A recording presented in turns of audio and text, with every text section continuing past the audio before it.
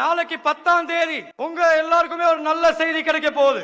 சம்பள பிரச்சனைக்கு கடைசியில ஒரு தீர்வு கிடைக்க போகுது. அதே மாதிரி இஸ்லாமிய சமூகத்துக்கு ஒரு பெரிய துரோகம் அளிக்கப்பட்டுச்சு. ஆனா கடைசியில நாங்க என்ன பண்ணோம்? நீர்வளங்கள் அமைச்சின் ஊடாக ஒரு ஆவணத்தை தயாரிச்சு அரசாங்கம் மூலியமா மன்னிப்பு கேட்டோம். அதே போன்று இன்னைக்கு மலையக மக்கள் கிட்ட நான் ஒரு விஷயம் சொல்ல விரும்புறேன். ஜனாதிபதி ரணில் விக்ரமசிங்க அவர்கள் வந்தாரு, என்கிட்ட சொன்னாரு, என் பக்கம் நீ நில்லு, மக்கள் பக்கம் நான் நிக்கிறேன்னு சொன்னதா அவர் செஞ்சிருக்காரா இல்லையா? எதிர்காலத்துக்கு வாக்களிங்க. வேண்டும் ரணில், மீண்டும் ரணில் என கூறி நான் விடைபெறுகிறேன். நன்றி, வணக்கம். நாங்கள் சஜித் பிரேமதாசக்கு வாக்களிப்பதற்கு ஏதாவது ஒரு காரணம் இருக்கின்றதா என மனசாட்சியை தொட்டு கேளுங்கள். 2 வருடமாக சம்பள பிரச்சனை இருக்கின்றது.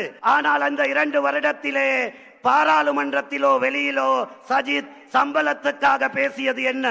இன்று அதை மூடி மறைக்க சிறுதோட்ட உடைமையாளர் என திகாவும் ராதாவும் மனோவும் முழங்குகின்ற போது ராதா வந்து சொல்லுகின்றார், சிறு தோட்டம் கொடுக்க முடியாது, அது பொய்யென.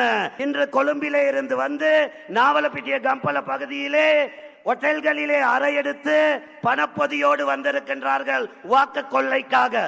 21ஆம் தேதி மாலையாகின்ற போது கடையை மூடிவிட்டு கொழும்புக்கு போய்விடுவார்கள்.